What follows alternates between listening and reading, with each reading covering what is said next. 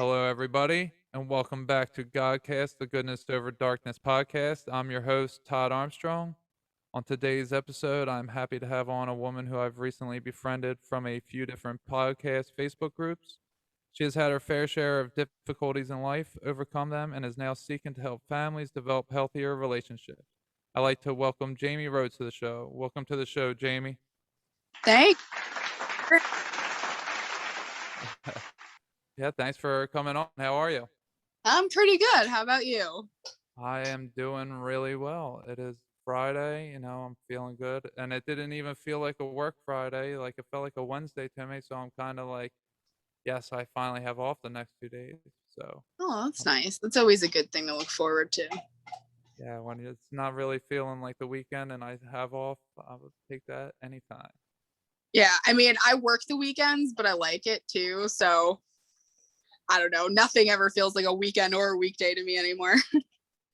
Yeah, when I moved down to Georgia, that's how it came to me because I was used to working Monday through Friday, waking up around the same time. And then my schedule all of a sudden, some days I'm up at 3:30, other days I'm up at 6, and it'll go Mondays 3:30, Tuesday 6, Wednesday 3:30, or Damn. just whatever. Whatever, man. I think it was to throw me off so that I was maybe a little too comfortable, and Yeah, God decided to throw me in the washer, there you go. wash me It's one off. up. Yeah. So why don't you tell the audience a little bit about yourself? Um, Other than those questions are always the most awkward, but I am just consciousness in a human body having the human experience. I love um that. I don't have a podcast or a group or anything like that. Maybe someday, I don't know yet. I'm just, A real person. yeah, a real person, and just taking the shit that's been piled on, especially in the past couple of years, which I know a lot of other people have felt too, and just trying to transmute it, as the alchemists say. Yeah, well, that sounds pretty amazing. So, the audience knows right off the bat you're not selling nothing, you're not trying to promote nothing. So you're a real person and you're going to give us some real information. Not that people that sell stuff aren't real people, but you don't have any other agenda other than you, and you're saying, "Here I am," Yeah, this is what I got to say. So, we'll you know, try something that's completely out of my comfort zone and see what happens from it. well, that's amazing. So we've been talking here for a little bit, and just to give the audience a little background, so Jayme and I are both in Facebook groups for Third Eye Awakening and for the Wrong Work, and we kept just commenting on or would post something, the other one would see it, or something along those lines that kept just syncing up, and I was like, when I'm looking for guests for my show, I was like, you know what? Let me think. Who could I look up? And then I hit up Jayme. She goes, I don't know what we talk about. And then she tells me this amazing story of all this energy work she's doing. And then we were sitting here talking a few minutes before we started recording, and she's just telling me all these amazing stories. And why don't you get into a little bit of the energy work that you're currently doing? Well, I'm definitely like a baby energy worker. I have always been a very empathic person, which I didn't understand when I was younger or for most of my life. Come to find out that it's energies that I'm extremely sensitive to. So I'm an esthetician. I do facials and skincare. And when I started to go further into that career, it kind of just naturally happened where I'd feel energies, I'd feel a person. In a facial room, it's really quiet. Like, I sit down when I work, so I've always been very mindful of my feet on the ground and my proximity to the person. And then colors would usually come to me. Like people usually have like this, I don't Now, what do necessarily, you mean they come to you? like I don't necessarily see it, but like the person is always a color. So like I had one client, and this is the first time this ever happened to me. It was during not this past full moon, the full moon before. And she didn't say much. She was very just like quiet. Some people just want their facial done and lay down. She was red to me, like she was surrounded by red light. You know, however else to say it, like I just feel it and see it, not like see it like you'd see like something in front of you. I don't know how to really describe it, Do but you see then it with your third eye, maybe? maybe I like, because I don't even know how to explain it. Like that's how.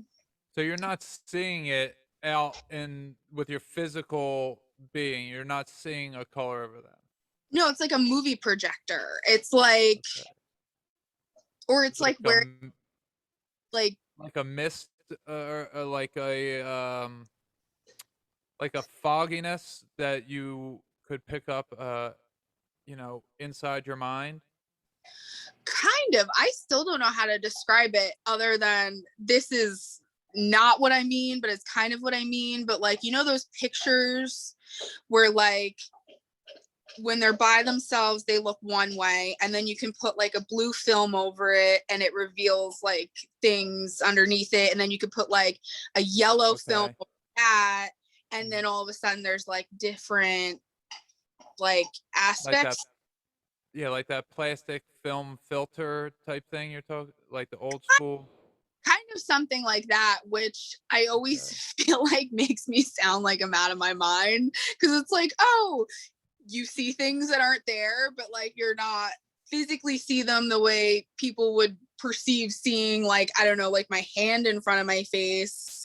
But then even when I'm looking at my hand in front of my face, like I can see my own energy. I understand what you mean, but only because I also see in my mind's eye, but it's not something you can really relay. I mean, not with English words. There's just something like I can see things. My eyes are open and I can be walking, I can be doing whatever, and I see things happening in my brain and I can describe it in great detail, uh, while it's happening. But I can't really say how I'm seeing it other than I'm seeing it in my mind's eye. It's like playing on if there was a projector like inside my brain here, it was projecting inwards to my brain rather than outwards for my eyes. Yes, Yeah, that. and it's very hard to describe what you're seeing though because it's not seeing, and I have a hard time. This is why I'm just learning now that it's my third eye because I have such a hard time even explaining to my logical brain how to do it. That it wasn't until Amy said uh, in her live, she mentioned my name and about seeing the way that I see the clouds, that I see beings in the clouds. She said that's probably my third eye. So I started thinking along those Hmm. terms, and it's really changed things for me. I never thought of it in that term. So because I was always trying to physically see something. Yeah, I'm like, how come I'm feeling these things? Because I feel things too. Like, Right. what is that? I always forget which Claire that is, but Yeah, I don't know. It's I like they make impressions upon your senses in your head. yeah, yeah. It's so weird to, I haven't even fully explored it myself.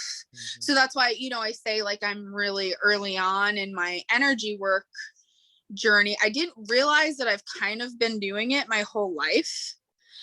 Also in part to trauma, of course.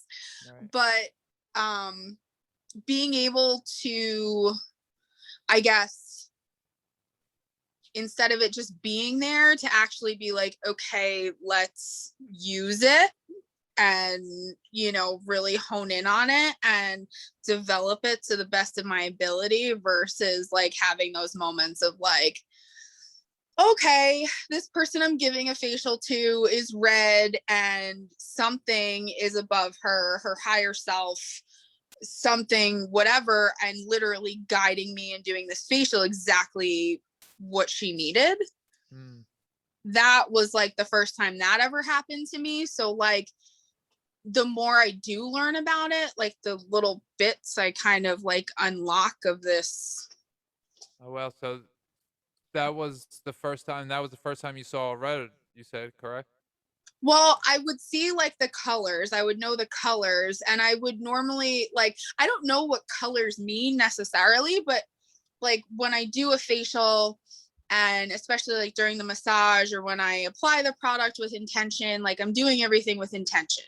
So I would just feel like, oh, this person, I don't know, needs, or like I wish them things, like I, as I'm doing the movements and I'm kind of counting, because you go based off of like kind of like 3, 6s, and 9s as an esthetician. So that's how you kind of work in your whole routine.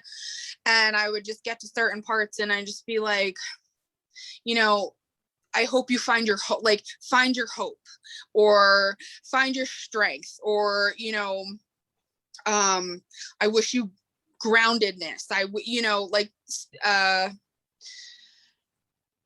just anything that would pop into my head that I just felt like certain people needed. Right. You're using your intuitive abilities to just you're feeling whatever comes to you, you're putting out. Yeah, pretty much. Yeah. So the way I like to describe it is it's as if something there's an energy that uses my brain as a keyboard, but except it's not numbers and letters, it's feelings and general words. Yeah, So when I start to relay something, if it starts to be wrong, I start to get this staticky, negative, real quick, low vibration that's like, no, no, no, no, no, no, no. And then I'll go down another path of synonyms until I get, towards the right word. And then it eases up and it's like, okay, you can say that. Because if I say something wrong, it gets real bad. And then I got to go back and correct what I said wrong because it doesn't go away until I do correct it. So, I know exactly what you're saying. It's pretty cool when as soon as you start getting in touch with it. it's, yeah, and it's funny because like at least you have that kind of like alarm that goes off. I know bad energy or I know when to like pivot away from something, but I have said many of things that I probably should not have said. But I'm also always that person, like I'll think about random people and I'll reach out to them even if it's been years, and they'll be like, how did you know? Like, how did you know? Like, I'm going through this really hard time and it means so much to me that you've reached out. Like, it's been a while, but it's like, thank you. And I'm So just like, you always been intuitive. yeah, like again, I think part of that's also from like trauma and being, kind of held responsible for somebody else's feelings. You try and like fix things, you try and like gauge what they're gonna need, you try and like Get solve the where they happen. right. It's like you feel the weather of the room before you enter. You kind of Yeah. you'll adjust to the room and then you'll do what you need to do. Yeah. Plus, I'm a Gemini, so we're like very adaptable and like, some may call us two-faced, but I have my totally like introverted and awkward side, which I love. And then I have like makeup artist esthetician Jayme, who's like, yeah, let's go, man. Yeah. Well, that's uh what you were just describing is I think a lot of people, especially a lot of women, are very empathic, I'm Hmm. sorry, and very intuitive, and those types of Yeah. things often As happen to them, and they don't explore it the way that you are now doing. But you said that you got there probably through trauma. You said so. What what led you to what traumas led you to now doing your energy work? Um, well, I mean, now I say this with so much love for my parents. Like, I love my parents. I was adopted when I was 3 days old. My parents are the whitest Irish people ever, and I am like I was this little, brown baby with curly hair that looked nothing like them, and they never treated me like anything less. With that being said, I never wanted for anything, but it was only later in life that I realized, like, oh, my mother's an alcoholic and she's really Irish Catholic, and those two play in big time because you have all of this like alcoholic guilt coming at you as a child and you don't know how to reconcile it, and I was, and I don't want to say this like making my mom sound like a bad person. Like, she's got a heart of gold. I never questioned that she loved me. But I feel like, as with a lot of parents that are in their, 60s, 70s, whatever, with that generation, there was never them apologizing when they were wrong for something or recognizing their faults. It's just the way the world is. If are you gonna cry? Like, I'll give you something to cry about. Like, just there are a lot. What? I relate to that so much. I feel like I don't know how old you are. I'm almost 32, and I feel I'm 31 as well. Okay, yeah. So I feel like a lot of our generation is either like continuing that parental dynamic, or we're working really hard to counter it. Like, I apologize yes, overly. if I'm having like a bad day, or like, hey, I'm sorry, like, you were being loud as shit, but like, hey, I'm sorry that that wasn't your fault. It was just a moment of anger for me, or frustration. Like, there was never any of that. Yeah, I love that you're saying that. And when you just said the overreacting, a way I can uh, that I just saw popped in my head when you said it was, when if you are veering off course when you're driving, say you're veering to the right a little bit, right? And then you turn to the left to correct, and then you go a little too much, and then you go back to the right and you go too hard, and then you crash. That's Yeah. exactly what's happening, because the politics are drawing people. When we grew up, I didn't relate to conservatism or Republican or anything. I thought they were evil, straight up. But I wasn't Democrat. I thought I was liberal.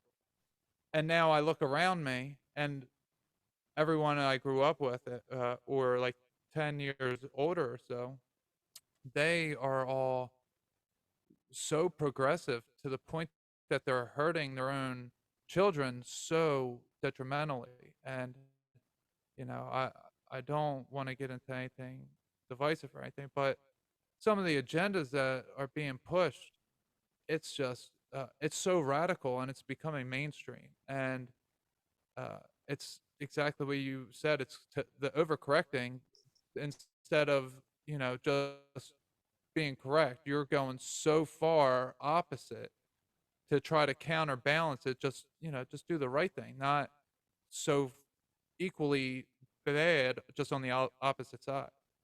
Yeah, but it's okay because it's different. Like, that's Right. not the point of it. And especially with like parenting in that aspect, there is no one size fits all. So like, it's not even like you can say, oh, well, me feeling this way is going to be like, my son's ideas and his behavior is going to align with all of that, and it's just going to be, like, you don't know. Like, I didn't realize that Right. parent, like, there's no handbook on. I mean, there are handbooks, but they're all bullshit. Like, you don't know Right.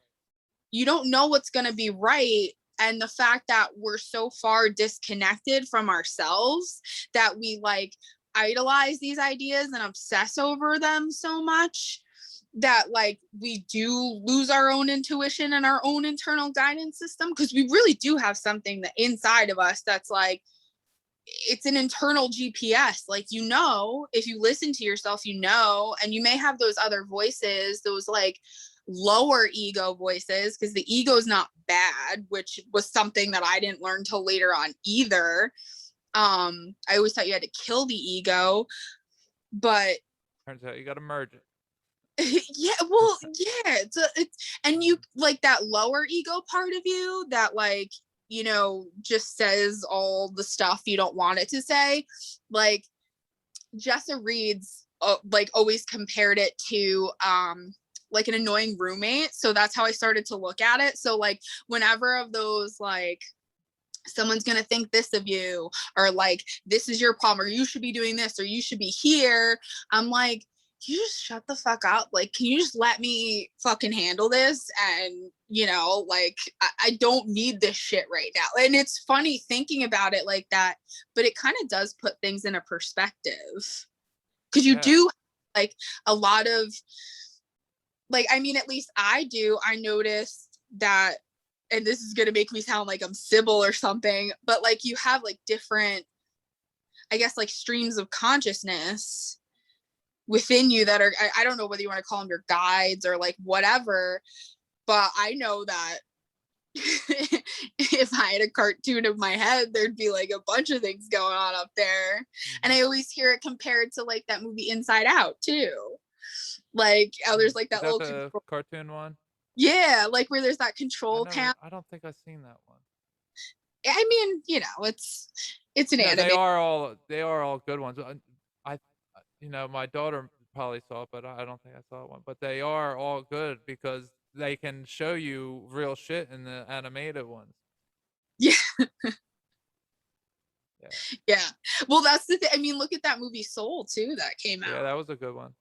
That was a good movie, and it's like you think about, you know, you're like, oh, that's a kid's movie, that's great, and I bet, you know, a lot of things were lost on a lot of people, but it's like you really do have like reminders of things you're capable of in the way the world works surrounding you in various ways. Oh yeah, I call it's the internet. You know, we have the internet, the fake version of what's happening inside us. You know, I was thinking about this today. There's the Ethernet, you know, the Ethernet cable.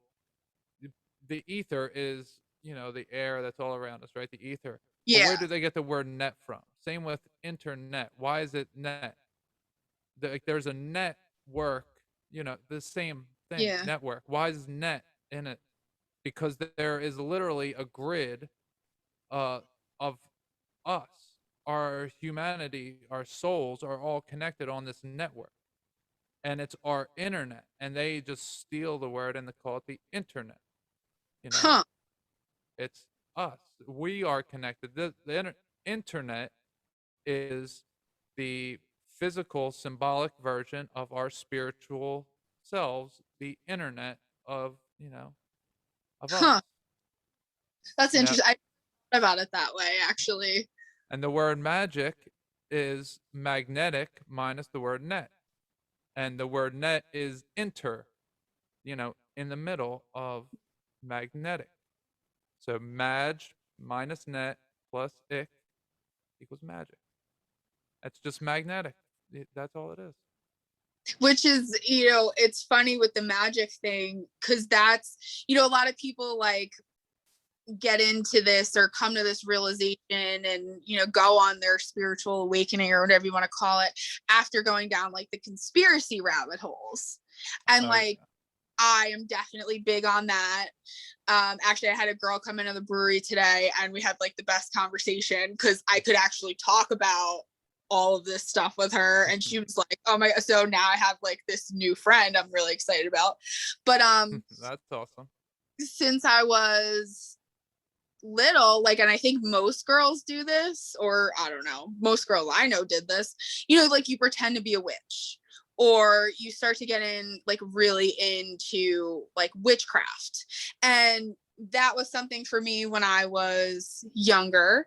And then I found it again kind of later on, only probably within like the past 4 years, but in a completely new capacity, because it's really only like, for me, what I got from it was the ritual of it all and the intention, and honestly, like, just love for nature and like growing things, and like even thinking about, like, when you're a kid and you kind of like animate everything, and you're like, oh, like that table, what up, table? Like, I don't know, I did that. I would like talk to everything. Maybe it was because I was an only child, but um I almost see it like that. Like, you kind of just, you have respect for the space around you. Like, that's what I got out of like witchcraft and like the herbalism and like learning about all these things. And I still like make spell jars and stuff. And I love my crystals.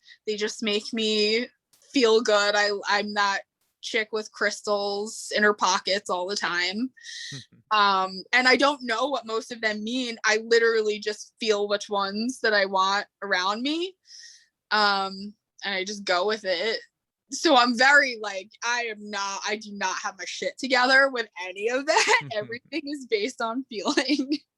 Well, that's the only way to go with, no one can tell you better than you. And, you said a lot of words right there that some people might box in as satanic, evil, Yeah. crazy, but it's none of that. It's just, uh, I see it as, and you said most young girls do go through it, and I think you're right about it. It's a spiritual, empathic, emotional, mental state that young girls go in during puberty and young teenage years, Yeah. and they're not really taught about it from their mothers or from school or from religion, so they feel like, where can I go get it? And then maybe where they're getting it from is what's giving them feeling. And in today's society, what's giving children feeling is social media, Yeah. it's the music, it's the entertainment, and it's not anything to do with God and spirit.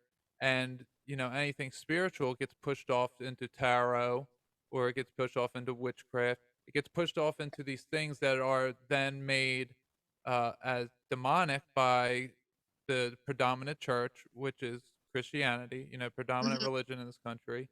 Yep. And so therefore it makes spirituality bad. So then anyone that's practicing spirituality has a little rebellion in them. And what I've learned through my own experience is that most of us have demons in all of our chakras. At least I'd say at least the bottom three chakras. We all have demons, and what I call a demon is just a negative energy that'll feed itself off of you, and Like, they enter. Yeah, they enter through our traumas, through our pains, through our addictions, through our heartbreak. That's how these things enter us, and we give them life. And what happens is uh, so we let them in with our free will because we want them, they want to enter to protect us. They come in saying, we'll protect you from this feeling again. And we want that protection. So we give our free will over as a very young child sometimes, and we don't really know what's happening. And what happens then when we go through puberty and we're being demonized for exploring our spirituality is, oh, that feeling comes back. It's like, oh, I'll protect you from this too. Like, oh, you want to, I can help you out with that spirituality stuff. Why don't you, you know, give your free will over to me for it a little bit? And, people start to explore it. And what happens a lot of times is you get crystal meth addicts and you get heroin addicts. For a lot of girls in the suburbs and in the cities, uh, and it happens that way because that's another form of spirituality. Is I've learned that those drugs take you to heaven, and they're allowing you to explore your spiritual self, but you have, if physically deteriorate your body, and it's not the right way to do it. But because everything else is demonized, there's nowhere left to turn. People run away from the church. They don't ever grow into spirituality, maybe because it's kind of made weird, or if it's not weird, I, it's made to seem like bullshit. I feel like they do that with all of the major things though, like astrology. Like, Yeah. okay, yeah, you're getting your cosmopolitan horoscope or, whatever Facebook so and so said. But there is like real merit in astrology. And I Oh yeah. actually had Alex Coleman do my chart, and I had like the most incredible conversation with him while he was explaining this to me. And it really was like, or really is like, this energetic blueprint that is either like laid out everything that I've gone through and everything that I'm going through and everything I'll, continue to go through, and what I felt like I needed to, just so many dots were connected. And it was like, oh, hey, like here's literally a map of me and how I fit into like all of it. So, and I don't think that it fixes everything. I don't think things like that fix everything. I think things like astrology and tarot and yoga and energy work, all the things that are made like, oh, you're into that stuff, that's weird, what do you think, like, I don't know, you say namaste everywhere or whatever the hell people think it is, or toxic positivity, which is the fucking worst. Yeah, it's And the I fakest thing. I cannot stand that. Like a friend, I said something to a friend today and she was like, you and your new age bullshit. And I'm like, don't you dare call me new age, motherfucker. Like, because it really does have that negative stigma. It's like, but they're all tools Right. in whichever capacity you use them to just guide you. Like you're given these, it's like, here, dig this hole. Okay, what are you going to use to dig this hole? Like you need tools, or you need your hands, or you need something. Right. So it's like that, you just figure it out from there. Yeah, and I'm definitely learning to not identify with anything. So if someone, you know, when they when you're talking to someone and they start getting accusatory, or they start throwing around names, it's because you're breaking through to them, and their ego doesn't want that to necessarily happen. Like you were saying earlier with the ego, is we got to kind of merge it. Like the way I see it is, our inside is like a solid white light, and then there's darkness over it, and then light, and then darkness, and then light, and then darkness, and then finally there's light that surrounds it. Just a thin layer goes all the way around the darkness, just a thin, and we're in the darkness, so we have to get to that thin layer around there. We have to get the ego to peace. uh and it's a very hard thing to do. uh there's so many traps, and there's so everything in this world is boxed in, and Yeah. what I'm trying to do is I'm trying to transcend the boxes. I don't you can't put me in any category. That's something that I've for a while now I've been priding myself on, that I don't fit in any category. I say they haven't made a box that I fit in yet. you know Yeah. and that's just how you got to be. And it's when people uh can just discount something because of the title of it, like New Age or witchcraft or astrology. When they just discount it for the title of it, that's just, oh, they're like, oh, I'm not even going to open that folder. Yeah. Yeah. It like instantly is just like, nope.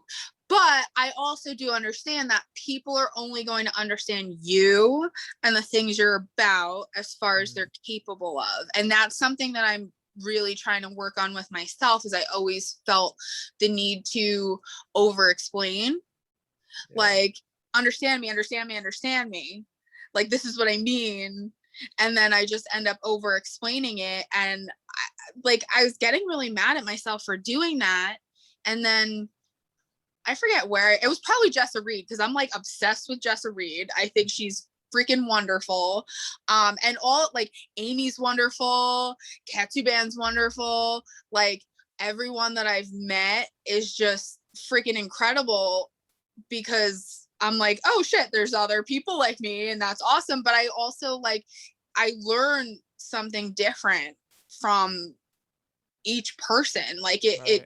I'm so grateful to like this community and these people. Like I feel like, you know, the universe is definitely like, okay, yeah, you're going through shit. Like you feel it. I know you do. But like, here's this, and this that are kind of like, you know, little life rafts or Outlet. to keep me going. And I always hear what I need to hear when I need to hear it. So I'm definitely really grateful for that. Well, and I feel that last year, uh, you know, going through all that conspiracy theory stuff, that was something that I was over explaining because it's such complex things that I felt like I had to give all the details about. Like, no, Yeah. you need to understand the background for this, but in order to understand the background for that, you need, and it got to be so complex. And I'm just like, you know, uh, I'm an intelligent individual. You know, I string together things, and it's very hard to be able to do those types of things. And someone would just discount me as crazy because I string together so many different Yeah. things. But it's, you know, that's not crazy. That's just, you know, using my brain, using my capacity. So I always had that need to over explain. And it's just been recently since I let go of the conspiracy theories that I was like, oh, you know, I don't need to have the need to explain anything. You know, I got one time Yeah. psychically, if Jesus didn't feel the need to defend himself, why do you? And it's like, oh. And at first I was like, oh, why do I feel the need to defend Jesus? But it's like, no, why do I feel the need to defend me? Like, Yeah. why? Like, if he was allowing people to kill him when he did nothing but try to help, then why are you defending yourself when you're not being that perfect? You know, And you're then, not being that nice. yeah, I feel like that's so, I feel like so much of that comes from like programming, Mm, you know, like, because I've been like that my entire life. So then I think to myself, is that because I don't trust myself and what I know I'm doing and how I know I feel enough to just be like satisfied with that, because no one else is going to understand me if they don't want to, or they're not willing to, or you know, like I don't know, there's like kind of, and I feel like it's probably like different for everyone too, like, or anyone who like experiences that. But when you start to look at stuff like that, it really is a lot to unpack. And then you're like, oh, I thought I was already here and I did this. Oh, we're going deeper. Like, this is another layer of that. Oh, okay. Oh, this one hurts more. Okay, that's really great too. So I feel this way about myself. I need outside right. validation from this person, or I have this attachment that I am having a lot of trouble letting go of. Like, you start to look at those things and you're like, all right, there's a lot to unpack here. Yeah, you know, you're so right. And there is, and you know, we go through life, all of us do. We all have our own traumas in our own ways. We all battle our own demons. You know, just because I use the word demons, you know, some people again that'll put that in a box, but you know, that's just the word I use. But anyone will say like, yeah, I battle demons. You know, I battled my demons through addiction. I battled my demons through this trauma. You know, people use that Yeah. word all the time. They're just, you know, if you're saying it in the context that I'm saying it, all of a sudden it's woo woo. Uh, But yeah. you That's know, the thing. yeah, The shadow, it could be the ego, it could be like right. anything. It's all It, yeah, it's all that. it is and it isn't. That's another thing. Or it's this and it's that. Like, that's another Jessa Reed thing. Like, why can't it be this and that? Why does it have to be just because you're talking about demons? Like, yeah, it could totally be like a woo thing, but like it is also whatever you say it is, because that's, Right. you Right, know. right. Yeah. Because our definitions are so vastly different from subjective words. You know, you have objective words that have a true definition that, like a noun, for instance, that has a definition to it. You say the Yeah. beach, that has a definition. Everyone knows what the beach is. But you say a subjective word, and now all of a sudden we're into interpretations. And that's where a lot of the division comes from, because I say this word and you interpret it that I mean this, but Mhm. that's not what I mean. But because there's so many synonyms for words, it allows such vast interpretation that, at the same time, we have too many words and not enough words because our words aren't exact enough. Yeah, like, and not enough of, like, I don't want to say like the right or the wrong words, but like another podcast that I listen to. See, I'm just like, I'm so grateful for all this stuff, because Yeah, like me I'm, too. oh shit, that's what that is, or oh man, that I'll look at that way and see where I go with it.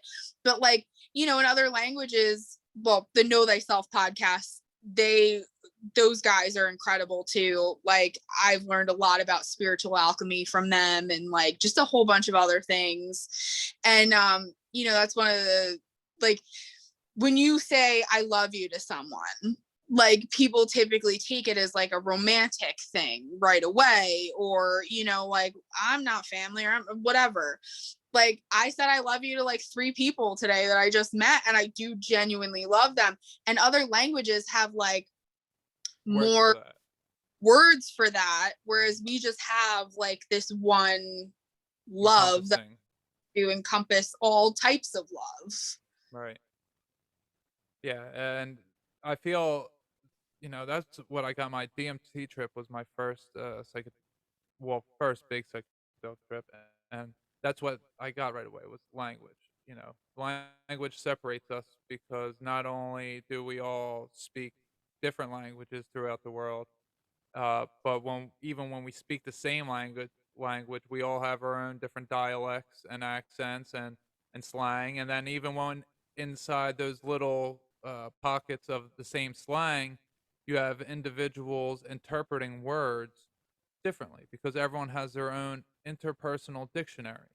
And Yep. I feel like, exactly what's going on with the vaccine and the masks, and uh, just the way that the whole world is taught to, everyone's trying to be made into one.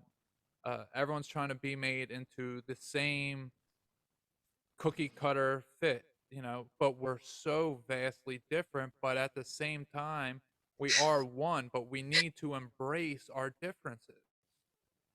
That's the funniest like part, like funny not funny, I guess, but like, you know we are trying to be like turned into like compliant, or whatever they want us to be, whoever they is. But like, and we are all different, but we are also one, and we are also reflections of each other. And like, when we heal our own traumas and we do work on ourselves, we raise everyone else up around us. Or if they don't want to go, then they just fall by the wayside, and that's it. But like, it's almost as if we have like the wrong definition of the one that we're supposed to be, when there is no like Mm, nothing other than, whether it's love or whether it's just, it just feels wrong and false, what we're being pushed into right now, and it just feels awful. right. I feel like our differences bring us together so that, like, if we're all eyes of the same being, if we're being attacked from one way, we need someone behind us, but we also need someone on the side and above, and we need all the differences so that we together Mm-hmm. make up a complete being. But when we're trying to make ourselves a complete being here, it's just ridiculous. And what ends up happening is, what we have going on today, what's been repeated throughout history, with all the same traumas. And we were talking a little bit about the ancestral traumas. that uh, that we feel are being cleared out of the world at this moment, and through ourselves too. What types of things have you experienced in that sense? Um, well, I mean, I guess it was when I started connecting to myself and kind of understanding more how I felt energy and like I don't know how So, to how did you start connecting with yourself? I mean just feeling really low and shitty and my entire life fell apart like uh, everything I knew ceased to exist. I moved out on my own with my son, my relationship was over, I wasn't with my stepkids anymore. Both parents went through cancer.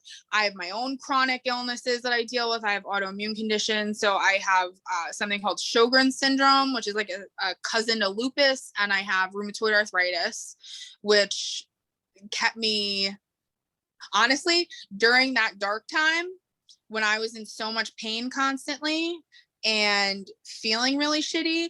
If it weren't for my kids, I probably would have taken my own life. Like, that's how bad it got. So it took me like completely losing myself to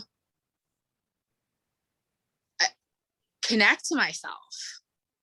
Like, and I don't Oh, even know wow. necessarily how it happened. I started like doing my little like witchcraft rituals to like feel better. And I guess I started connecting to the moon at first because I've always been affected by the moon. Like, I can't sleep during a full moon, and they're very symbolic for me, which I guess is in my natal chart. Thanks, Alex, if you ever watch this. But like, it was only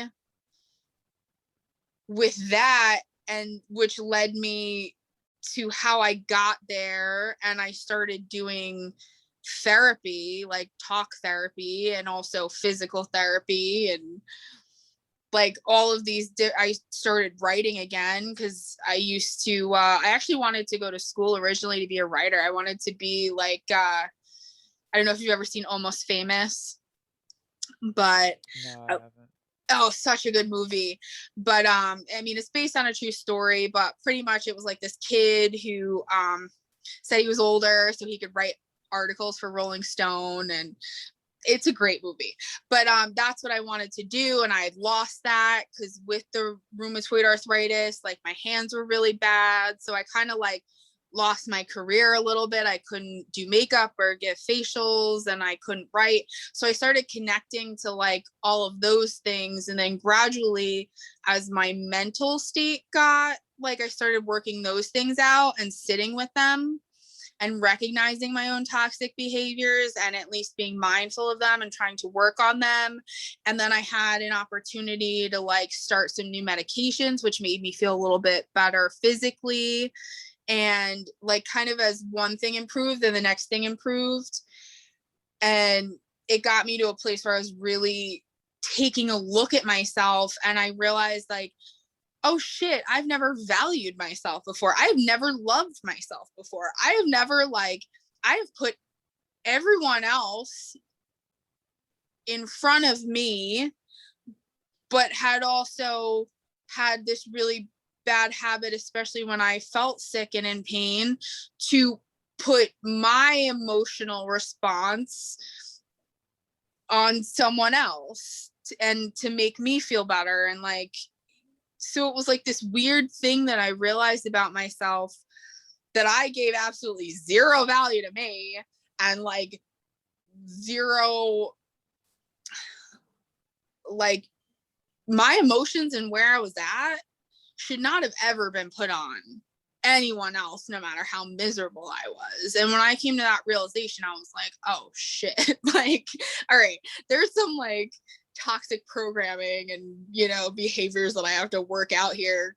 And that was just really how I connected. I started like trying things like meditating, and I love going on hikes. So that connection to nature was really good for me. Doing my moon rituals was only So, really how old were you when you said you were going through all this, and you first started, going through all your awareness of everything? Like, how long ago was all this?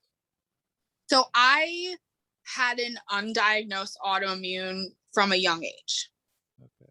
Like I can go back to childhood with that, but and my mom tried, she didn't know what to do with me, took me to doctors that were like, oh, she's just depressed, put her on this medication and this medication and this medication.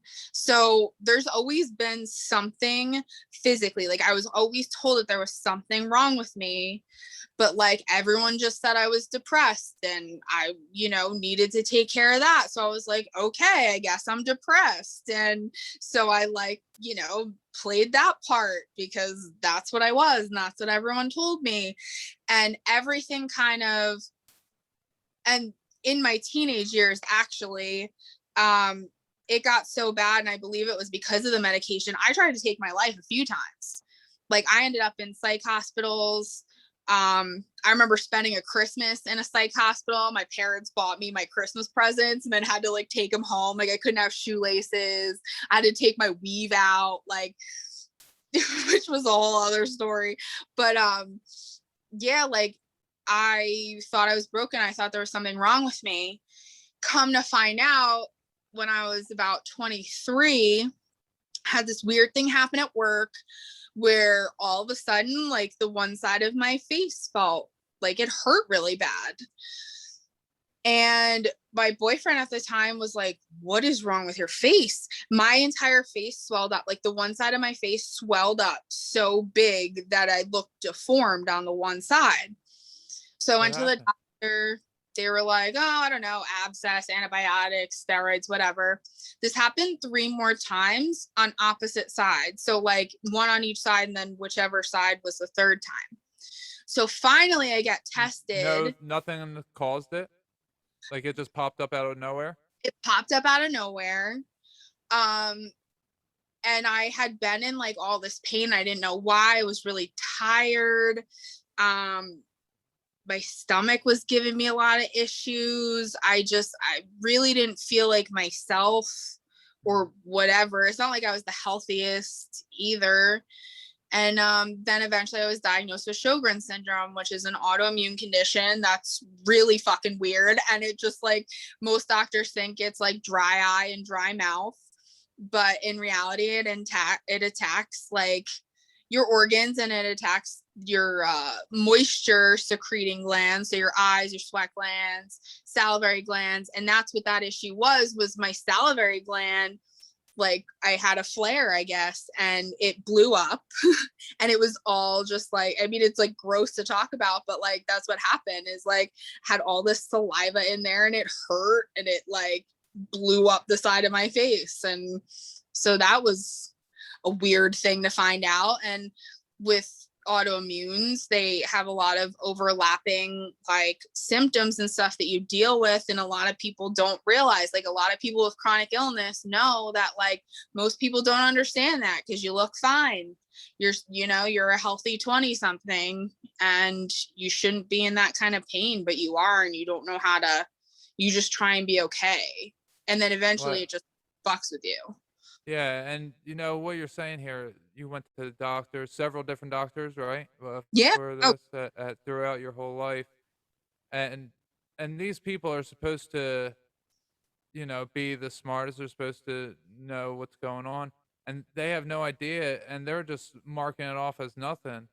So, yeah. anyone that's just now just taking one doctor's advice off, because he's saying something that you might agree with, I would have you, check into with someone else, always you know getting a second opinion. You can't you know just take one yourself. doctor's opinion. No. And like, I wish I had trusted myself so much more, because I knew there was something not right. Like, and I But knew you there was, hear this all the time. yeah, yeah. But we're Yeah, told by you have blood work's right. fine. This is fine. You're fine. You're fat. You're depressed. You're, I don't know, anxious all the time. Like, no, I, They all sound like symptoms to me, yeah, that something, a mental, emotional, spiritual issue is resulting in all these physical problems, yes. and the nature of this reality, as it is with the one shared reality, is that, oh, we just treat the physical problem, but that's not the problem at all. That's the symptom. That's Mhm. showing yourself, because that's God showing you. So you show yourself through your physical nature of what you need to heal. You know, Yeah. so and this sounds like a lot of different things occurred to you, to get you, that's a state of mind I was in at different times as well as a teenager, being depressed and suicidal, and I didn't have any of the ongoing diseases, and you didn't even know about all of them. So, there was probably many more symptoms that were there along the way that you didn't know, you discarded, or, you Yeah. know, and uh, here we are with Western medicine, Yeah.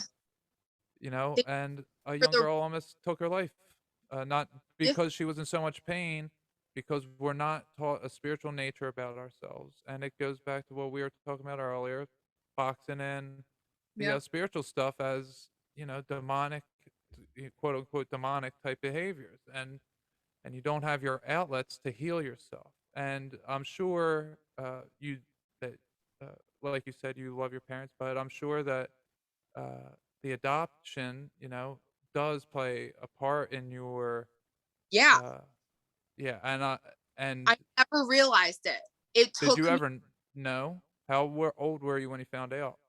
I always knew because like I said earlier, my parents are like You could so say and I was okay. like this little brown baby with curly hair. Like you could like there's no way. Like, okay, what did my mom do? Like, that's not my so I always knew they never lied to me. They were always open with me. I've actually met some of my birth family, like my birth mom and my birth sister. And I Okay. talked to my birth half brother. Which even that in itself, so like even with like the ancestral stuff, I feel like I came into this life with stuff, but not necessarily having to like reconcile any of it, but just do my best to get to a certain point with my own state of being in this lifetime, if that makes sense. Because I don't feel like I carried that stuff to like go back and work through those problems. I feel like it's just there. And for whatever reason in this lifetime, I have felt so many heavy things that I can't explain that just feel like they have been there for ages and ages and ages. And it's just where I get to with myself and what I can do in this lifetime. I don't know if that makes any sense, but it like I with the think I think well, I'm getting what you're saying is that I feel like you're probably talking about two different things at the same time. Maybe you're not even fully aware of it, because I feel like you're probably carrying ancestral trauma from your adoptive parents and from your biological family. yeah, Yes. 100. So I feel like you're filtering out the bad behaviors and you're stopping the cycle of bad behaviors from your adoptive parents, and that you are healing by doing that. You're healing the ancestral DNA of all Yeah, that trauma that was actually passed on to you. So you're healing two families, two lineages at once. I never thought about it like that. But yeah, I always felt like, or not always, but I've come to feel like the work that I'm doing in this lifetime is also like kind of healing that too. Cause I Yeah. actually when I was going through all this like the past year, I did a lot of ugly crying. I did a lot of like kind of reaching out to some people in my life who I knew that had gone through similar things. And one of them, she's like a second mother to me, my mom's best friend. And people actually used to think she was my birth mother because I looked more like her than I did like my parents. And that in itself has been like kind of a difficult relationship, though I love her. She's very much like a black and white person, and like this is this. So you kind of just, you take everything you're like, okay, that's who that is. And I love her for it anyway. So she was sharing this story of me, and I knew this from when I was younger. So I was adopted when I was 3 days old. The story I always knew was that my birth mom got pregnant, and my birth father or her, like, they were like, no, but since he wanted her to have an abortion, she was like, okay, no, I'm not having an abortion, I'm gonna put the baby up for adoption, because that was like, it was kind of like this whatever dynamic, because it's not like they had any business having another kid anyway. They already had two, and then I came into the picture. So after I was adopted, my birth father tried to sue my parents to get me. And like, to the point where, like, my mom, she always tells the story about how she was trying to figure out how to, like, get my playhouse over the border to Canada to, like, hide me. Like, they did not obviously want my birth father to get me. So, they hired Jacoby and Myers, and, big, like, yeah, lawyers, bump. So that never happened. But what I found out, like, recently within the past year, is my mom's friend had told me, because she was very involved in the whole process. So I guess my birth father was into, like, some shady activity and had a use for me in some type of, like, selling capacity. Like, it wasn't going to be a good thing. Like, So your birth father yeah. was trying to get you back in order to then sell you to somebody. Yeah, I guess so. Like, and it's funny. And they were in Canada? No. So I was adopted. I was born in the Bronx. Okay. And like, I live in New York, but like 2 hours outside of the city. So like, I grew up like an hour and a half outside of the city. And so that's where my parents lived, and he was trying to get me from them then, but my mom had, like, devised this whole plan where she was never going to let him have me. Oh, okay. I was thinking you meant your birth mom. No, Okay. You meant yours.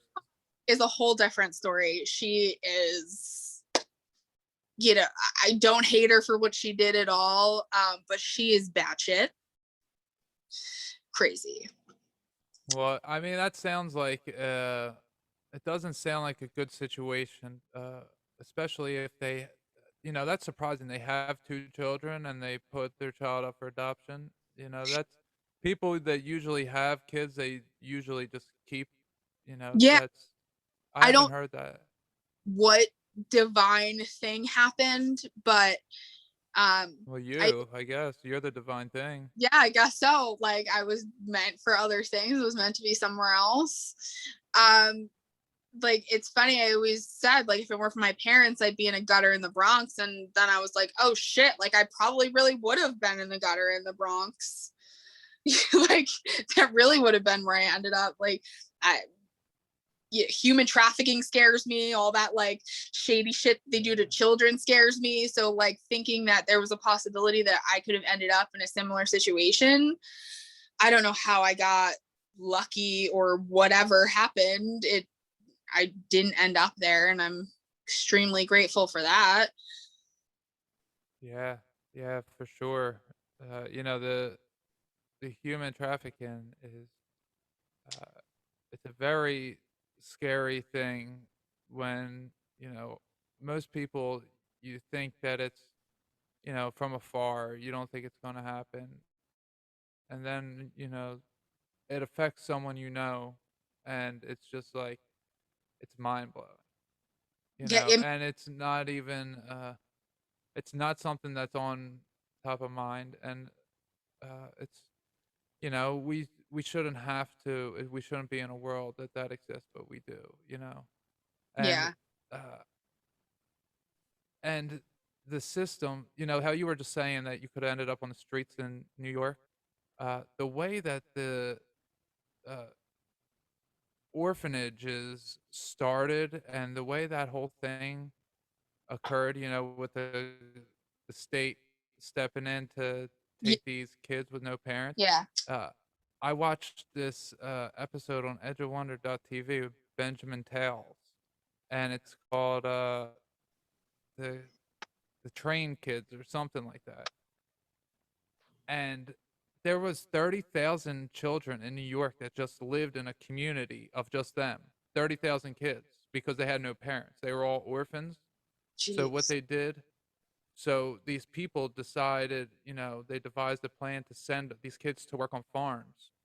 Orphan trains, that's what they're called. So then they would put all these orphans on trains, quote unquote, on trains, and send them to work on farms and who knows what else. But 30,000 children were living in a community of just children. You know, uh, That's, uh, like, especially being a parent now, like, not, I mean, I'm not gonna lie, I never thought I would have kids. I was like, never, I was like, oh, you have a baby, okay, that's cute, like, all right, I don't want to hold it, no, I'm good, thank you. Like, kids were always sticky and you don't know why, so like they always got like melted candy on them, I don't know, like, I just did not like kids. And now, I mean, i I consider them my stepkids still. I love them. There's no difference between them and my son, even though I'm not with their father anymore. But like, having my kids, I just, like, if I sit there and I like think about it, like, it will break my heart. Just like, if I wanted to let myself go into like a catatonic state, never get out of my bed, like, I would do nothing but like think of that, you know? And I always wish there was like something more I can do. And I've actually been looking for what I can do in like my own community, as far as just like trying to be a positive part of like any kid or family's life, like growing up, like, even if it's just like a kind word, or like my son's father coaches, which I think is one of the most incredible things ever. And he's not only really, to him and his brother, are really talented coaches, but like, and you see them do it and they just fit into it so perfectly and they just know what they're doing, but they're also like making such a difference in these kids' lives. And I think that's a really incredible thing. And I'm not a coach, so I'm like, okay, well, how can I do that without like being, really creepy? Like, hey, kid, want to hang out? Like, I'm not, I don't want to, but having kids in this day and age and knowing what goes on in the world, even not knowing a lot of what goes on in the world, like, it can be really overwhelming and you can feel like really helpless in that, as far as right. like what you can do. Yeah, it takes a village, like they say. It's not just you that influences your child. It does. Especially once they get sent off to school, then you have very, not little, but you have uh, ve- a lot less sway over your children. And not necessarily that you should have more sway because not everybody is a good person and is Yeah. doing the right things. But this brings us to you talking about wanting to redefine, how families interact. And I just told this on the episode with Stone Buddha that my daughter and I went from a place within 6 months that I went from, I smacked her probably like 5 or 6 times, or spanked, Yeah. in a 6 month span to, now it's just such a, a wonderful relationship and it's something we had to grow through together. And it was very tough and it was a very hard process, but we both had to do it. But it was only tough because I, was such a bad influence and allowed bad influences on her to get her to where then it became tough. If I Yeah. would have had her on a better path from an earlier age, then she doesn't, it doesn't go into that level of where it was. So, uh, I do think that redefining how we treat our children is huge because instead of, not only did I stop smacking her, which I never really did, you know, and maybe like 5 times in the first like 11 years of her life, and then like maybe Yeah. 5 or 6 times like in the next 6 months. It was like a very vast difference. And I think it was because we were around each other more. It was after we moved, and she wasn't very happy that we moved, 750 miles. Wow. But yeah, but what I did was I took away, punishments. She went back home for Christmas break, and when she came back, I said, "No more punishments. We're not gonna do this anymore. I'm not gonna punish you." So then what occurred over the next 5 months has been she's had her own a spiritual awakening, and it was a battle, but it's been a beautiful process. And it was redefining, and it was getting rid of all my bad, influence behaviors from Yeah. all the guilt and shame and, just like what you were saying earlier about how your parents made you feel. I had that same type of thing happen to me, and I was then doing that to my child rather than, stopping it. Mm-hmm. That's the ancestral trauma, releasing all that stuff that's been built up over generations. Generational trauma, ancestral trauma, Yeah. however anyone wants to word that. Yeah. So, what go ahead, with what's your idea of, redefining how the families, uh, treat each other? Um, I mean, that sounds like way more official than I have it in my head. I guess that what I've learned from being in a 7-year relationship with a man who had 3 kids, a whole lot of trauma, an ex that was difficult to deal with, especially as far as the kids were concerned. My own experiences with being adopted, like I truly feel that I have the capacity that I do to love them so much, even though they're not biologically mine, like they're not physically mine, they're not mine by blood.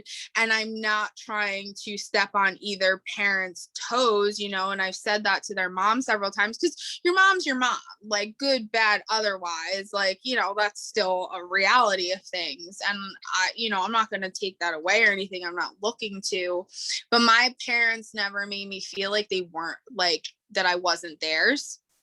So like I never really looked at it as like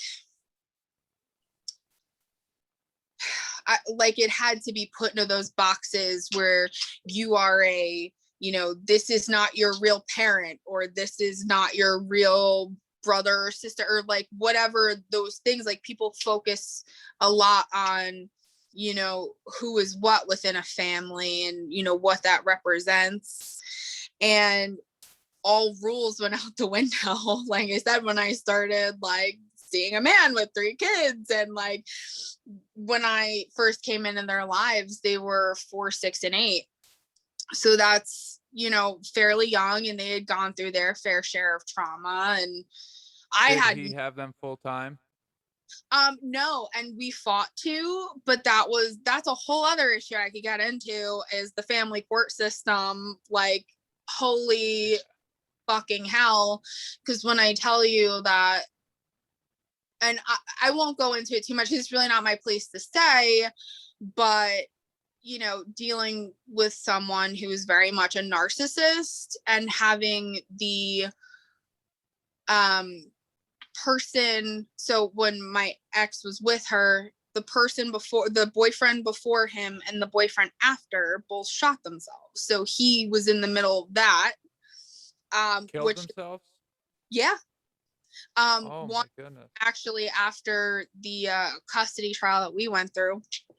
But just my whole point with that is, there's a lot of aspects and like family dynamics that you start to like see come into play that aren't necessarily still relevant. And the way I started to look at it was, even though I put a lot of emphasis on, well, like, oh, I'm not their mother and I don't know what I'm doing, and like, oh shit, who let me around kids, like what does this mean, and do I have to have a relationship with the mother, and do I have to do this or that, or how do I act, and where's my place, like.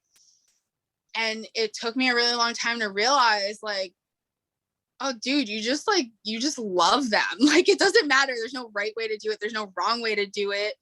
And I remember seeing this like picture online of like this little kid, I guess like playing soccer or whatever. And there were two people on either side of them, you know, like the mom, the dad, and then like the dad's girlfriend and the mom's boyfriend. And it all had like the kid's number on it. And it was like, you know, that picture always stuck out in my mind because it doesn't matter what goes on between the parents. It doesn't matter what goes on between the adults and their programmings and their understanding. Like, people are kind of like leaving the kids behind in this. And even like well-meaning people. And these are human beings that are learning to be human beings and developing their idea of love and their idea of what affection is and what's okay and what's not. And you know, people kind of write that off as like, oh, they're kids. They don't notice anything. They don't know what's going on. But like, no, kids fucking know. They fucking know. And then like, it's in their, you know, internal system and it manifests itself in whatever way. And although therapy and all those things are, you know, more widely accepted now, like, to take that step or to know what the right thing to do or, you know, this, that, or the other thing, like, you don't know what to do. And the resources that seem to be out there for families, although I'm not saying this is a bad thing, but like the whole mental health industry in general with insurance and all that stuff, like that's a pain to deal with. And then you have like whatever services offered to families who, you know, really need the help, but how quality are those services? Because most therapists and doctors and all that stuff in general are, you know, bullshit. So where are these kids being taught that you don't need to seek validation outside of yourself? And, you know, instead of being punished or, you know, yelled at for whatever, or ignored because a parent is on a phone, like, that time is valuable. And if you can like befriend a kid in that way or support a kid in that way, like to teach them about themselves, like they don't need to sit there and hear about all my mistakes unless they ask me, because I'm totally honest about that. You know, I'm like, yeah, okay, like this is happening and you know, X, Y, and Z. But like going back to like the witch thing and social media, like there's witch talk or whatever, and there's a lot of witchcraft on TikTok. So when my stepdaughter started getting into that stuff and I took her to like a metaphysical shop, I didn't want her to be like, you know, just one of those girls who's going to like buy moldavite and make a spell jar. Like I had conversations with her about, you know, and I was very impressed by her because like at 15 years old, this girl was talking about like setting healthy boundaries, recognizing her own toxic behavior, recognizing, you know, the toxic behaviors of the adults in her life. Like she was very aware of it. And I was like, dude, I am so fucking impressed by you.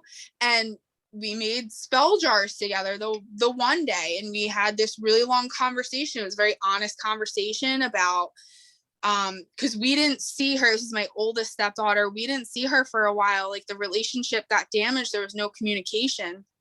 And we were able to sit there and tell each other like how we felt about each other in those moments, what she had said about me in therapy or whatever, how I felt about dealing with her, how none of us knew it. We were able to have that conversation. And it's not an easy conversation to have. Like I felt nauseous a lot. I felt like I wanted to cry a lot. And we did cry. It, you know, it got like total like That's chick beautiful. moment. But like we had that conversation. And like I don't feel like unless there's like most people don't think about that shit because they can't face their own shit. And like who's thinking about the kids? Because honestly, like they're the future of all this.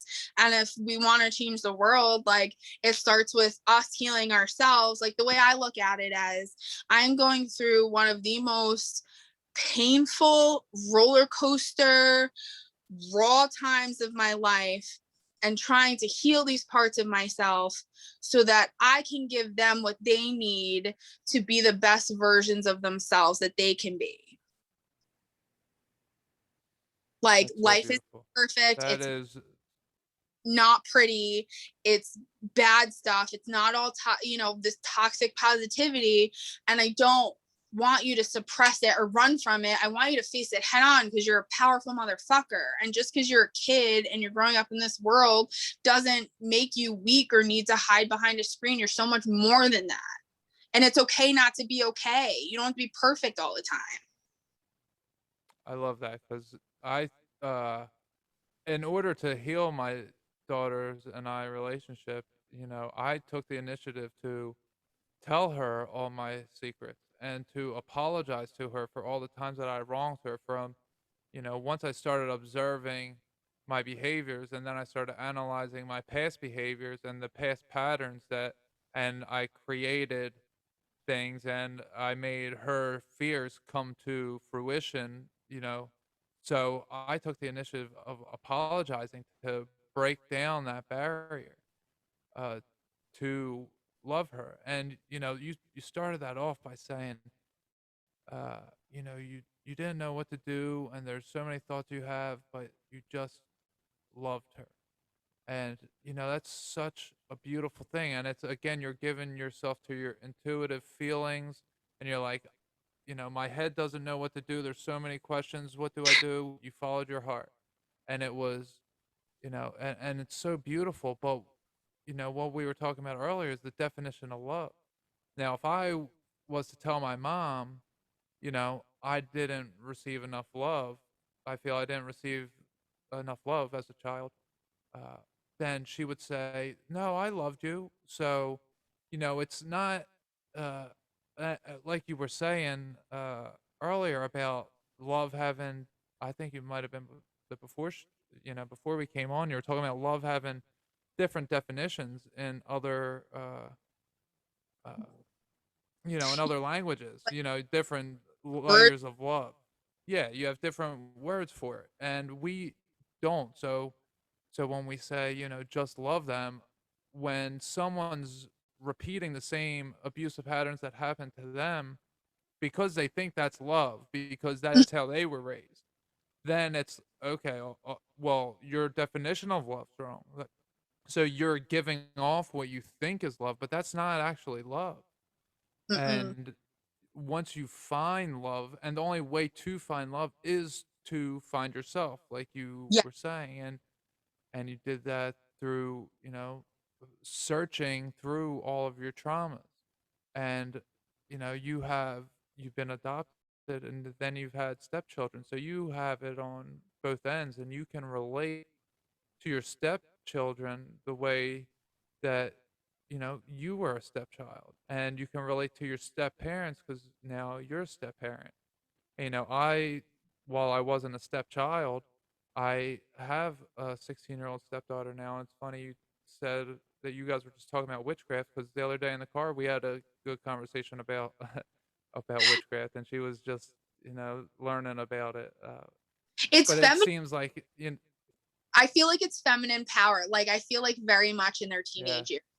Because that's what happened with me. And like, you felt powerful when you didn't really feel like you had a yeah. sense of power anywhere else. But not to interrupt you, that's just like, I think, Well, I think it's going that way in the world.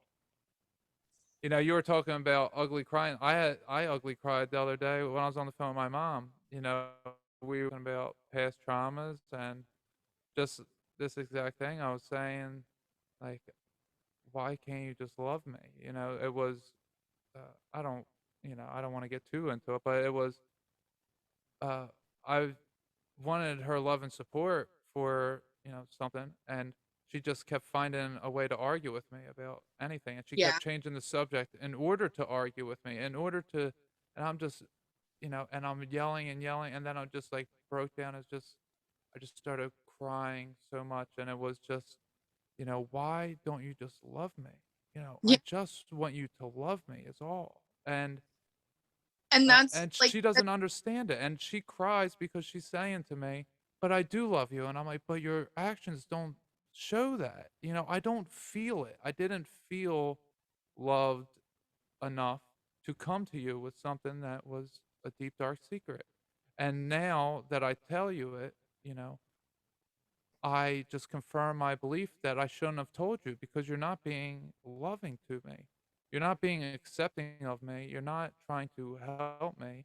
You're arguing with me. You're trying to find fault with me instead of loving me. And it's very hurtful, and it causes a lot of trauma. And you know, I find it really hard to be like Jesus on this one and forgive her. And you know, Stone Buddha said to me the other day, which made me analyze myself, is she became grateful for the traumas that happened to her because it made her who she is. And I'm glad that I am who I am, and I wouldn't be if I didn't go through what I went through. But I am not yet grateful for, and maybe if I felt that she was apologetic, that maybe I would be, you know, more forgiving. But and I'm trying to be more like Jesus with everything I do and forgive and love. But It's I'm not struggling with this one. it's not easy, whether like it's forgiveness or whether it's wanting to like fix the situation and it's not your place to fix. And like when I hear you say stuff like that, like I understand it, but like that's the whole thing with love. And you don't have to like accept the behavior in a way that it's going to affect your life.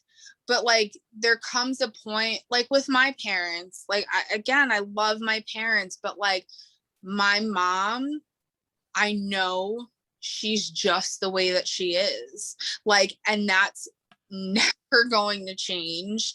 And I'm never going to get, and I like, because, you know, there was certain like validation that I wanted from her, like, you know, certain traumas that I had realized later that I just Mm. wanted her to be like, I wanted her to like fully accept me as I am, not with like stipulations, because she's like very Catholic and like, you know, guilt. And I always got it when I was growing up, like, oh, why aren't you like your cousins with like the sweaters over their shoulders and going to Fordham and like Virginia Tech and like, you know, all these like great things, and look at all the great things they're doing. And here I was like dyeing my hair different colors and like going to punk shows and like lying to the priest during confession just to fuck with everyone. And, you know, like I was rebelling hardcore. And like, I feel like part of that was like a, like, I don't know, some kind of rebellion or some kind of twisted way to be like, Mom, love me as I am. And, you know, like she's still to this day, I could I FaceTime her, relate so much. and like my son will take the phone and he'll like pan it over and there's like the pile of laundry that she also saw sitting on my couch like 2 days ago, and instantly with like the snarky remark. And especially when she's drinking, oh, she can get so brutal when she's drinking. Like she's told me that I'm a shitty mother. Like she's cut some deep Oh yeah, wounds with her words, you know, like just me never being good enough. So I sought that validation for so long, but it always comes back to like people aren't going to understand you more than they're capable of understanding you or willing to understand you. And like again, that goes back to like that validation, that inner child within myself. And that's something that I actually came to the realization today, which I think holding me back like big time, is that, you know, again, without getting into it because it's personal and it's, you know, not my place to say, but there are a lot of things going on with my stepdaughter that directly mirror my teenage years.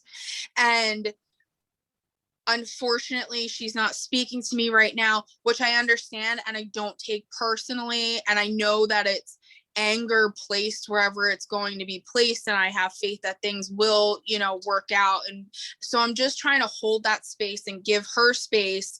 But it's really hard for me not to insert myself and fix it. But it's like, oh my God, I'm trying to, and like, I'm going to cry talking about it now, but like I'm trying to fix myself. I'm trying to fix that like inner child part of me. She is such a reflection of that. And, you know, there's still like a lot of work on me that needs to be done because it uncovered this whole new layer and I'm looking at it from a completely different perspective. And that's what it is. It's that child inside of you. And again, to circle back to Jessa Reed, like she talks about how later in life, like you parent yourself, your inner child, the way you were parented. So like you have to find some way to break that programming if you don't want that to be the case, you know? Well, that's a beautiful saying. Yeah, because that's exactly what happened. And it's I'm sorry that everything's happening with your stepdaughter. I wish her well. Thank And you. I know it's uh, going to be like, I really, and I see why everything is playing out the way that it is. Like, I really do. I can see why this is happening. I can see why it needs to happen. And I just pray for the best possible outcome because a lot of things are falling apart right now. A lot of things are on fire, like major tower moments going on. So I see it. And I'm like, I keep reminding myself, okay, this is happening like for the, you know, for whatever to happen. Like this is not just useless, like negative shit. everything works together for the good. Yeah. Yeah, everything ends up working together for the good, and we have to go through it to get to it. Uh, it's not easy, and us incarnating here at this time is not a mistake. There's 7.8 billion people in the world right now, uh, and maybe there's not that many actual souls, but there's more souls than there's ever been in our known history. And that's because everyone wants to be here now to do this healing type of work on themselves. And it's everyone's Mm, going to go through it at some point if they haven't started already, and it's really really tough. And yeah. you know, we have to be very courageous in what we do because what we do from here on out in our lives, we have to be courageous in how we go about healing others because we went to hell. We went Yeah. through the depths of hell, and no matter, our external circumstances that got us there, we mentally put ourselves in hell. And we were Mm-hmm. both suicidal, and then I went to drugs and addiction, and we just do all these different things to ourselves because of the trauma that was never healed. And then we get to a place where we then start healing the trauma. And what happens is we start physically healing ourselves.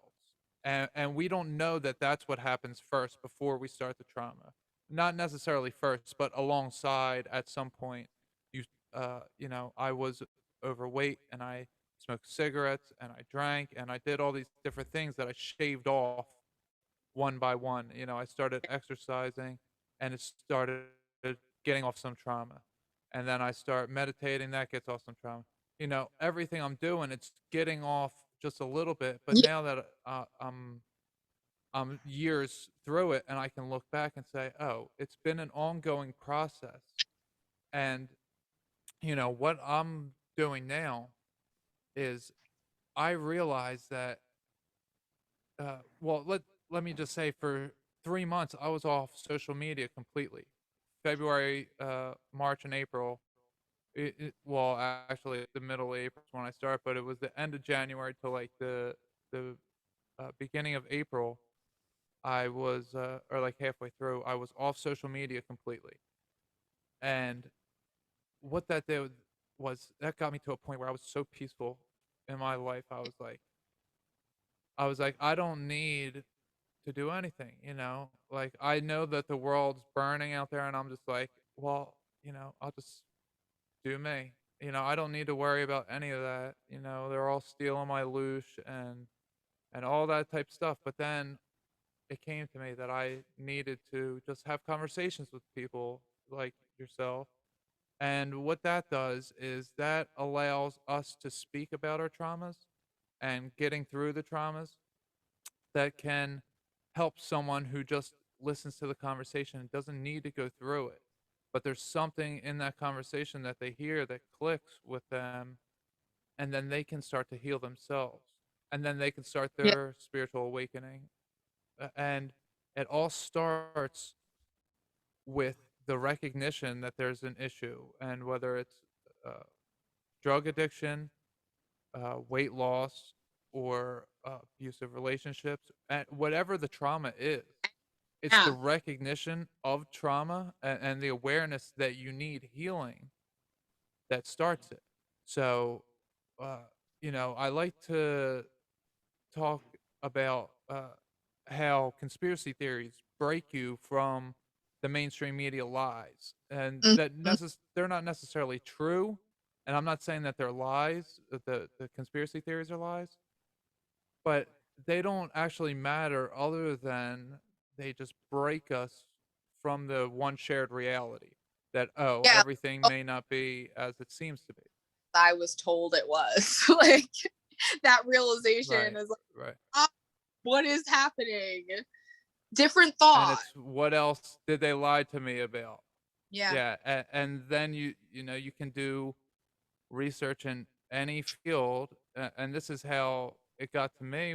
Was I was in ancient civilizations, and the people who worked in ancient Egypt wouldn't explore uh certain things were off topic, and then with space weather, certain things are off topic, and you just find in every field, no matter what you're researching, is certain things are off topic, and it makes you start to question.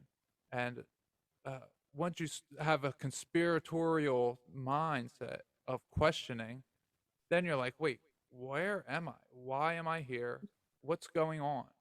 I'm not meant to live here and work for some company for my entire life. That's a thing with the boomers, uh, and your parents. I'm guessing Hmm. are probably boomers. Yeah, And and what on, they went through. yeah, What'd you say? emphasis on giving up whatever you have to make that money and work yourself to death.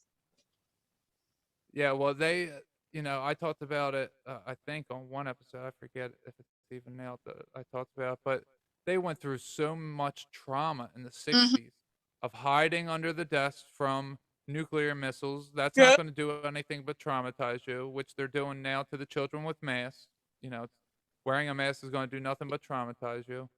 Hmm. Hiding from a nuclear missile is going to do nothing but traumatize you. Then they have all the assassinations, JFK, MLK, Malcolm X, all these huge people who are starting movements to, bring peace together, they're murdered.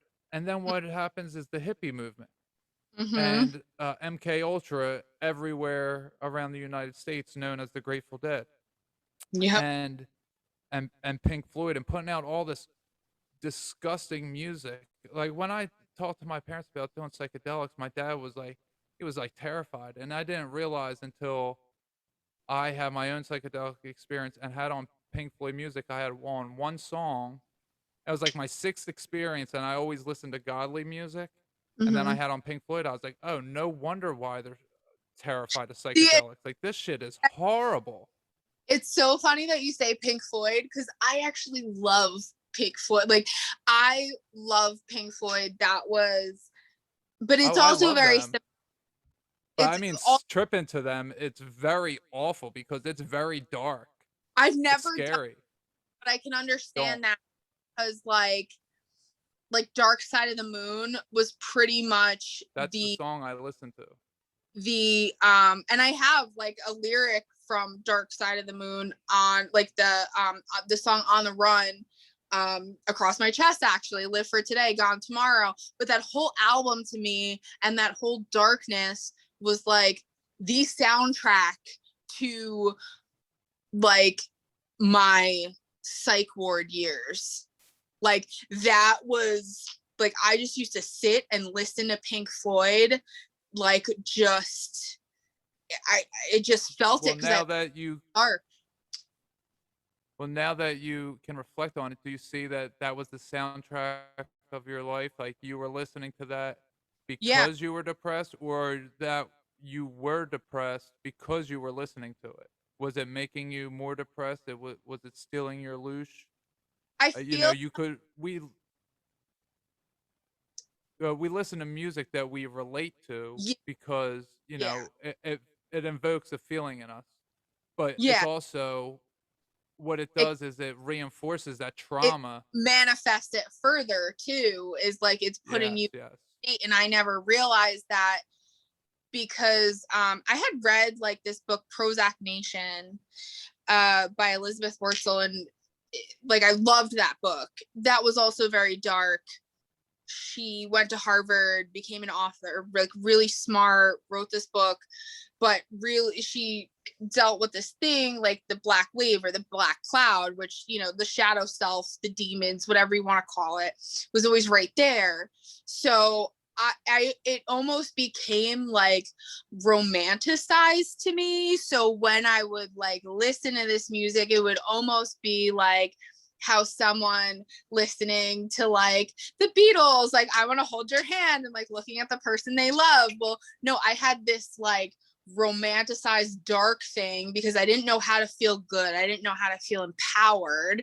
And that was always like very seductive to me. And I always felt more comfortable in the darkness. I always tended into the dark. Like I was never afraid of that darkness. You were Although the I darkness. overpower me when I didn't have to. I gave it more power than I should have to control me. So it's funny, like I still can't really listen to Pink Floyd this day. I met this girl at one of my hospital stays. Her birthday was 12 days before mine, and she loved Pink Floyd too. And she was in there for slitting her wrists, as was I. And her and I became really good friends. And she took her life a few years ago, which was another reflection of myself. Like, why wasn't it me? You know, it could have easily been me. Her son, she left behind an older daughter in her teens, and also her son was or is like about 3 months younger than mine.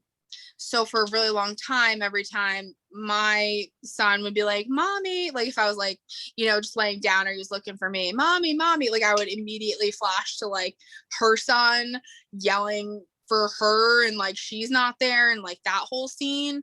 So like now whenever I listen to Pink Floyd, which I really can't, like Shine On You Crazy Diamond is like that is Sam to me. Like that is my friend Sam, and she is no longer here, and you know all of that gets brought back up. But like I've also like sat with a lot of that and worked through it. I used to be really angry at her. I used to understand it. I used to hate that I understood it. But like once you have kids, I feel like that's no longer your choice. That's just my personal opinion. That's no like value judgment on anyone else or anything. I just like that was hard to deal with. So like when I listen to that stuff now, I'm a lot more mindful of how dark it is and like how that's manifesting things that I don't necessarily want to manifest, and like keeping those like toxic traits or like dark parts of me. It's like feeding them, you know, instead of like keeping them at bay and happy and calm. It's like, oh no, here's more, like gorge yourself, go right ahead, like go for it. Like, and I don't want to do that anymore because that's what I've realized I've been doing over my entire life. Like I don't really know what life is like without that like dark shadow kind of just chilling there, like, hey, you should totally do that, or like, hey, let's fuck shit up today, we love to self-destruct. Like, you know,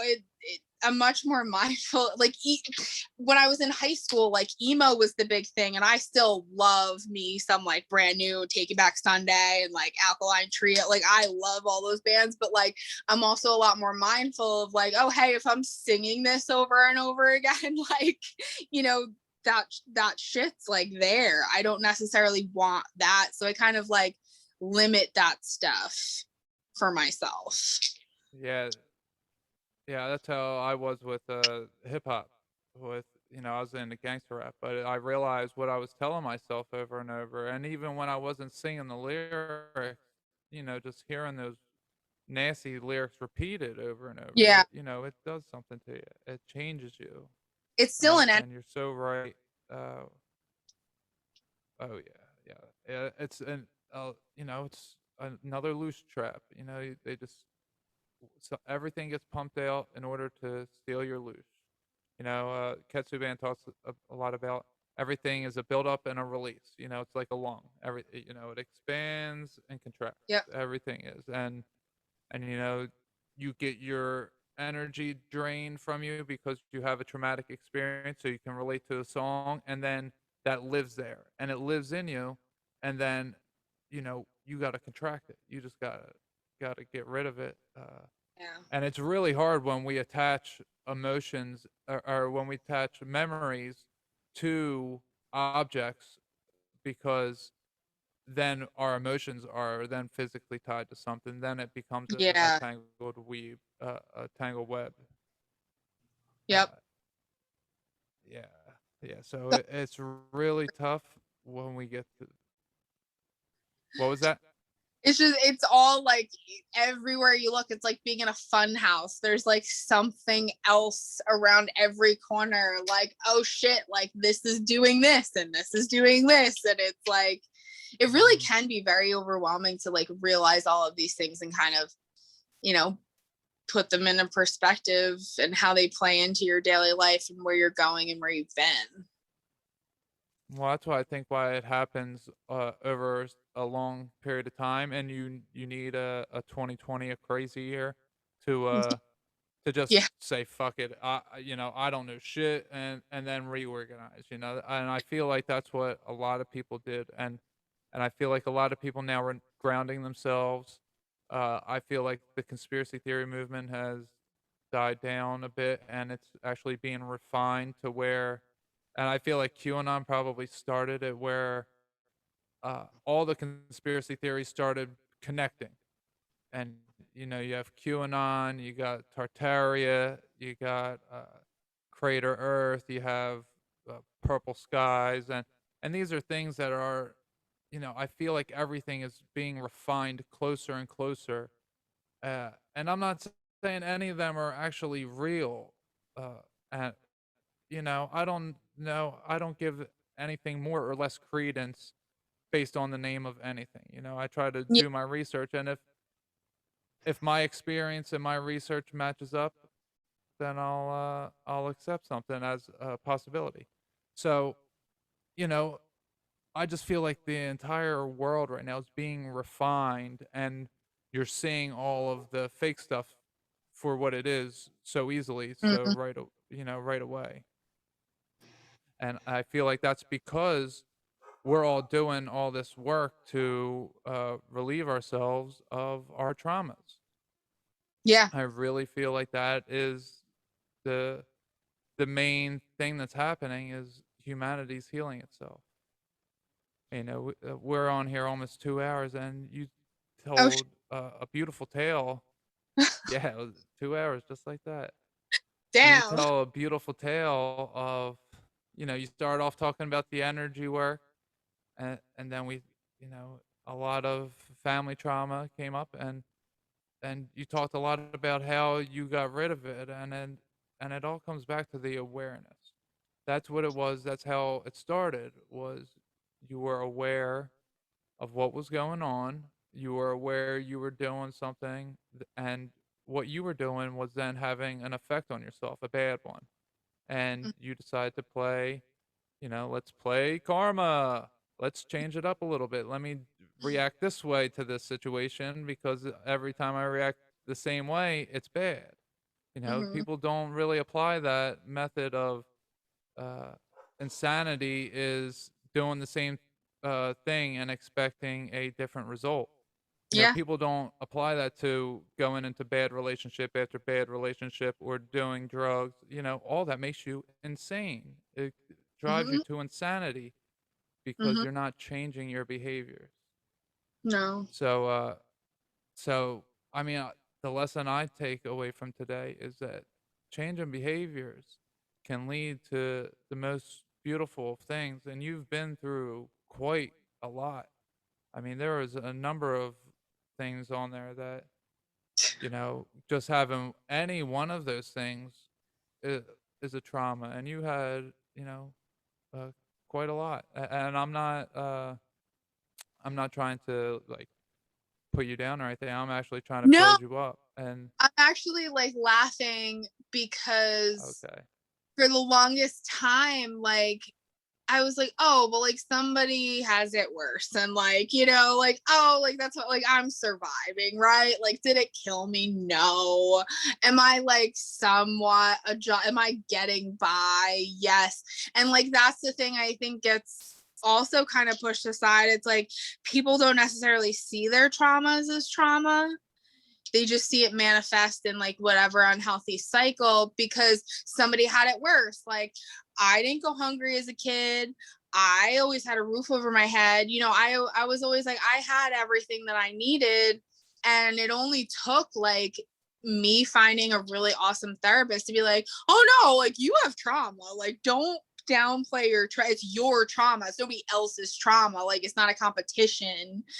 Don't just put that trauma on, exactly. minimize it because it's not somebody else's. Like you're on a different journey than everyone else. And that's the thing too, is like with this toxic positivity and all that shit, like I hold space for people. I support people. I have people seek me out if they want to have a conversation over tea or whatever, because I have friends just be like, hey, can we just like hang out? Like I need a conversation with you. And like my hope is that in healing myself, I can inspire them to heal themselves or even just be more mindful of whatever they're stuck in or feel stuck in.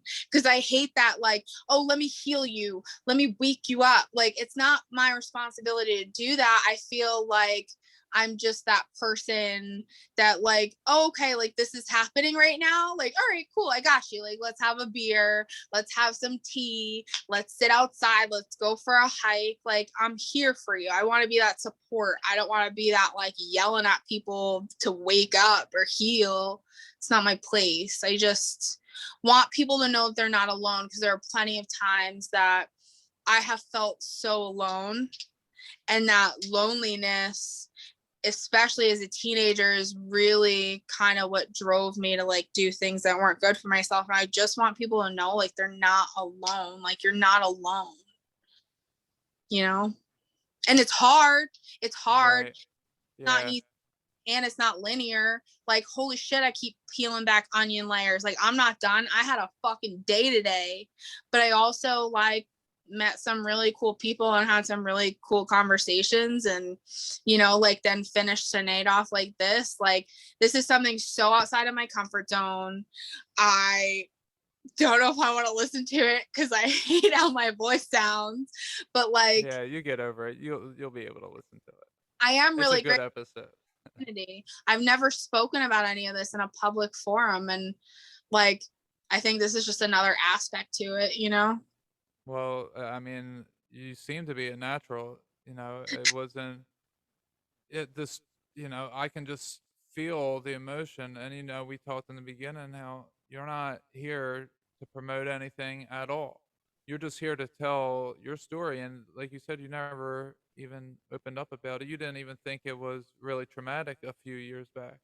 Yeah. So just you doing what you did, coming on the show, and some people are going to hear. I don't know if probably 10 people will hear it, but if one of those people it connects and it helps, that's what it's about, and it's helping you. This Yeah. I feel is very therapeutic. It's very therapeutic for me. You're helping me. When I was talking about my mother, I felt like I was, you know, learning from you, in a sense, from what you were saying. Yeah. So, but I do want to say how it is good to keep that. positive mentality of, my life isn't so bad, like reflecting on it. Like it is Gratitude. good to have that. Yeah. But what you were talking about, I just don't want anyone hearing that and thinking that what you were saying, like, uh, I had two parents, I had a roof over my head, and things could have been worse. You're like, okay, you're grateful for that, but at the same time, you're acknowledging that there were traumas, and Yeah, so it's not like uh, you are positive, and it's good to have that sense, but it's also good to be based in truth and know if you're not healing yourself, if you think that if you're minimizing your traumas, then you're not living in truth. yeah, And until yeah. you start living in truth, you can't actually let go of things. Hmm. So what happens is when we're not letting go of our traumas and we're putting on a tough face, but we're You're such not. a mess. It's because we're You're, not admitting and yeah, we're not letting go of it. yeah. Yeah, That's so it's once we let go of it, the main crux, it all gets better. Yeah. And it's like I said before, it's this and it's that. It's I had a roof over my head and a good childhood and cool, I can recognize that. But Mhm. and it's also trauma. So like it's both Right. things, you know? Right. Yeah, and it can always be more than one thing. It's not just one shared reality. Your truth is not my truth. It's not the next Yeah. person's truth. Truth is subjective unless there is an object that you're talking about, because then there's an objective truth. But Mm. for the most part, it's all subjective. Yeah. But I mean, I want to thank you so much for coming on the show. This was so Yeah. wonderful. I'm Thanks. glad Yeah. that I could have you on as the first podcast that you're on, because I'm sure that you're going to Yeah. be speaking more in a public forum in the We'll, upcoming. I can just feel it.